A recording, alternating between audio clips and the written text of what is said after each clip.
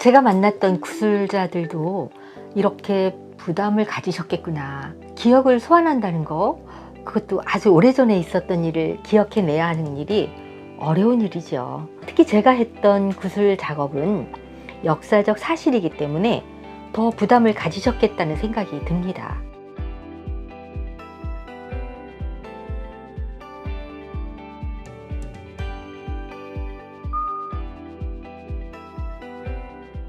(38) 민주의거 기념사업회에서 2010년 4.19 혁명 50주년 기념 구술 사료 수집 사업으로 당시 (38) 민주의거를 주도하셨던 주역들을 만나서 구술 자료 수집을 했는데, 그때 저희가 오픈 아카이브에 제출한 자료인 것 같습니다.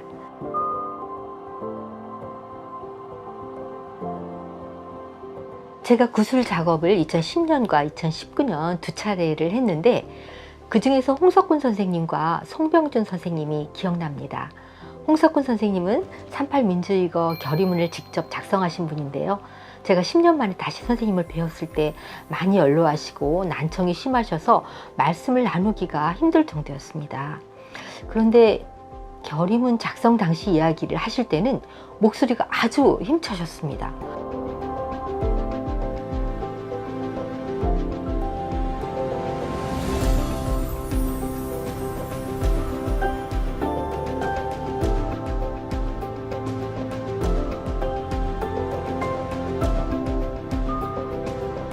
아직도 그때 기억이 생생하신지 힘찬 목소리로 결의문을 직접 읽어주실 때는 저도 울컥해지더라고요. 또 한 분은 송병준 선생님이신데, 이분은 시위 당시 경찰에게 맞아서 고막이 터지는 바람에 평생 장애를 가지고 사셨는데, 제가 인터뷰를 간다고 연락을 드렸더니 당신이 말이 어눌하다시면서 종이에 미리 써놓으셨더라고요. 당시 상황을 기억해 달라고 부탁드렸더니 정신이 이렇게 혼미한 가운데에도 옆구리를 다치고, 아이고 나는 못 빠져나가서, 아이고 뭐 애들 다 빠져나가고 나만 늦게 빠져나가서 형사가 주변에 갖고 있는 걸로 그냥 그 자리에서 붙잡혀서 구두발로 채였지 라는 말씀과 함께 옆구리를 쓰다듬으셨어요.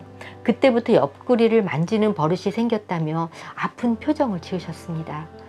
그런 말씀을 들을 때는 대담자로서라기보다는 한 사람의 민주 시민으로서 그분들에 대한 존경심과 함께 이 정신을 온전하게 후속 세대에게 전해주어야 한다는 책임감을 가지게 됩니다.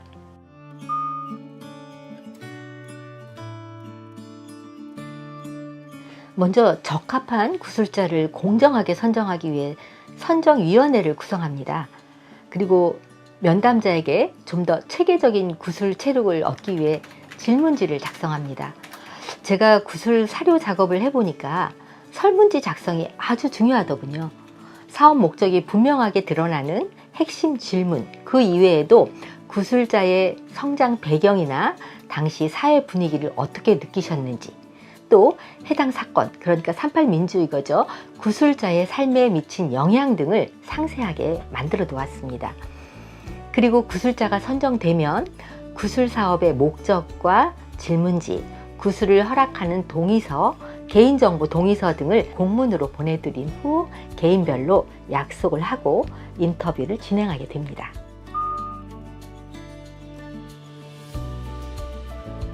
체록 과정에서 어려운 점은 아무래도 구술자분들이 연로하시다 보니 녹음된 내용을 글로 옮기는 과정이 상당히 어렵습니다. 그래서 수십 번씩 반복해서 들으면서 워딩을 해야 했습니다. 2010년도에는 제가 구술 경험이 부족하다 보니 한여름에 야외 정자에서 인터뷰를 했다가 체록하는 과정에서 매미 소리 때문에 애를 먹은 적이 있었습니다. 또 어느 분은 3시간이나 인터뷰를 했는데 다음날 할 말을 다 못하셨다고 다시 하자셔서 2번씩 하신 분도 계셨습니다. 그런데 그분이 1년도 지나지 않아서 돌아가셨어요. 그때 구술 체력 작업을 해놓은 게 얼마나 다행이었는지요. 구술 사업이라는 것이 시기를 놓칠 경우 소중한 자료가 영원히 묻혀버리게 될 수도 있다는 사실을 절감했습니다. 그리고 구술 체력의 가장 큰 난제는 같은 상황에서 구술자들의 기억이 일치하지 않는 경우입니다. 아무래도 오래된 기억이다 보니 파편적이고 또 오류의 가능성도 있습니다. 예를 들어 시위 시간이나 집결 장소 등을 다르게 알고 계시기도 합니다. 그럴 경우 면담자가 해당 사건에 대한 지식을 가지고 있어야 확인 질문이나 보충 질문을 할 수 있습니다. 그래야 마지막에 퍼즐을 맞출 수가 있더라고요.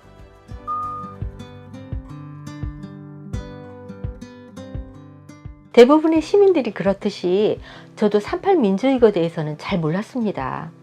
그런 상황에서 기념사업회 회장님의 부탁으로 첫 구술 사업을 하게 되었는데요. 그때 비로소 3.8 민주이거에 대해서 알게 되었고, 또 구술 자료를 정리하면서 이 3.8 민주이거가 대전의 역사뿐만 아니라 우리나라 현대사에서 주요한 사건임에도 자료가 너무 미약하다는 것을 느꼈습니다. 특히 3.8 민주이거에 대한 심포지엄은 거의 해마다 있었지만 이를 학문적으로 접근한 연구 사례가 한 편도 없었습니다. 그래서 더 관심을 가지게 되었고, 3.8 민주이거가 우리 청소년들에게 어떻게 인식되어 있는지, 지역에서 어떤 의미와 가치를 지니고 있는지 등을 논문으로 작성해 보았습니다.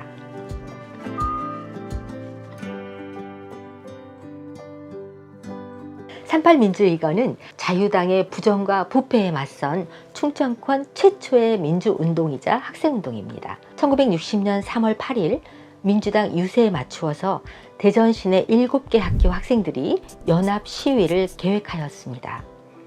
그러나 사전에 정보가 유출되는 바람에 다른 학교는 참여하지 못했고, 3월 8일 대전고등학교 학생 1000여 명이 분연히 거리로 나섰던 일거입니다.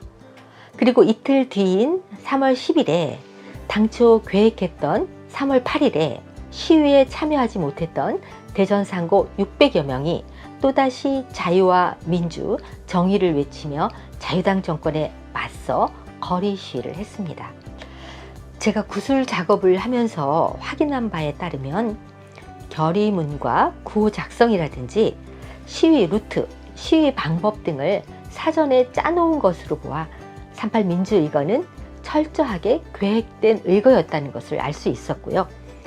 시위 현장에서 학생들과 경찰이 아주 심하게 충돌했고, 그 과정에서 상당수 학생들이 연행되고 또 폭력에 노출되었다는 것도 알 수 있었습니다.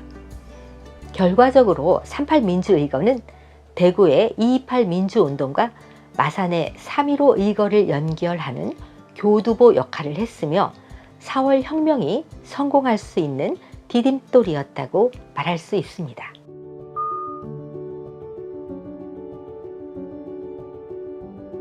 무엇보다도 구술이 가지는 특성은 기록으로서의 실증적 가치가 있다는 것이지요. 3.8 민주의거의 경우 저희가 수집한 구술 자료를 바탕으로 시위 루트가 확실하게 나왔고, 이를 바탕으로 단편 영화, 다큐멘터리, 또 시민을 위한 학습 자료 등이 만들어졌습니다. 또 체험자들의 소중한 기억이 생생한 증언을 통해 자료로 보존될 수 있다는 것은 단순한 사실의 기록을 넘어서는 중요한 의미가 있다고 생각합니다. 저의 구술 사료에도 기록이 있지만 당시 학교 교문을 나와 경찰과의 충돌 장면에서 친구들이 수갑에 채워져 경찰차에 태워지는 장면을 말씀하실 때 그걸 보니까 피가 끓더라고 하시면서 목이 메시던 장면은 잊을 수가 없습니다. 또 학생들이 경찰을 피해 도망치다 눈가에 파놓은 인분통에 빠지는 장면, 학교에 와서 요도 소독액으로 씻어주시던 선생님 이야기 등은 구술이 아니면 남길 수 없었던 기록입니다.